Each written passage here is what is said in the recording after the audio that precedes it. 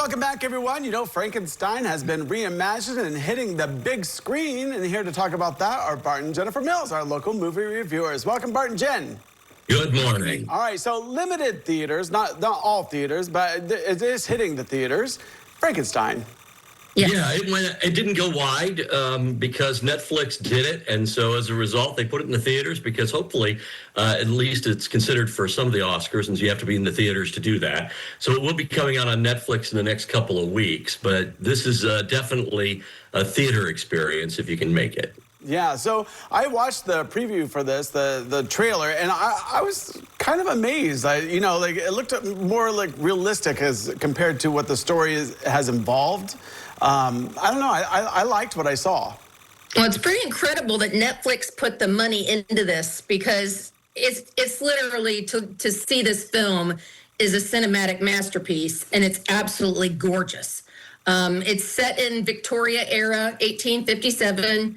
Oscar Isaac plays Victor Frankenstein. And as a child, he's disillusioned by his mother's death. So he's obsessed with creating eternal life and defeating death. And so he creates eventually the monster played by Jacob Elordi. Jacob plays the monster as a sensitive creature, intelligent. You know, this is, I'm not really well versed on the old Frankensteins, but he speaks in complete sentences. He's intelligent, and he basically goes through life trying to figure out who he is, what he is, and where he belongs. And it's a very sad story, to tell you the truth. Yeah, there's been so many takes on this story, even with something such as Edward Scissorhands. You know, it's kind of the same thing, you know, reimagining a body coming back to life and whatnot.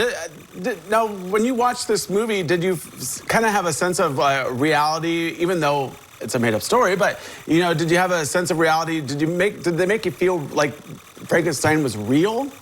Well, this is probably, I think they tried to get as close to the Mary Shelley novel as possible.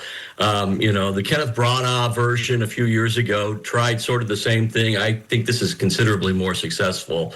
But there is a realism to it, but it's a filmistic realism, right? Because they actually built sets for it. There's not a lot of CG. No. This thing was built. There's a massive ship that plays. If you know the story of Frankenstein, there's a massive ship that plays a role, and they built that ship. There's a giant castle that they had turned into Frankenstein's lab, and they built that. So there are physical builds. And of course, the costuming and the power of really good actors. And some of the actors I was kind of surprised by, to be honest with you. I was talking about Mia Goth, who plays kind of a central role.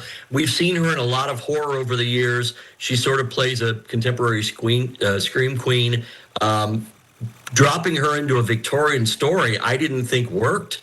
And then about halfway through the movie, I felt like it really, really worked. So I think Del Toro, for a guy who really is known for effects and sort of the sort of makeup piece of storytelling and the fantasy piece of it, he does get a lot out of actors. And some of these actors really, I think, Oscar Isaac and, Jacob Elordi, he didn't have a ton to do because Frankenstein, if you know the story, doesn't talk as much throughout until toward the end of the story. But he did an awful lot. He's a better actor than I would have ever thought he was. All right, I think I know what you're going to say here, but are we giving this movie 2 thumbs up, thumbs down, or just somewhere in the middle?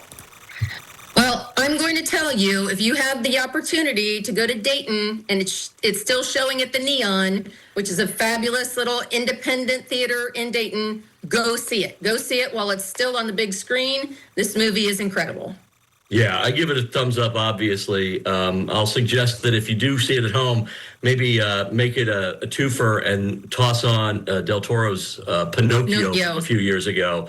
There's a lot of thread between the two movies. Right. All right, so 2 big thumbs up for the movie Frankenstein. Well, Bart and Jen, thanks so much for coming in today. Appreciate it.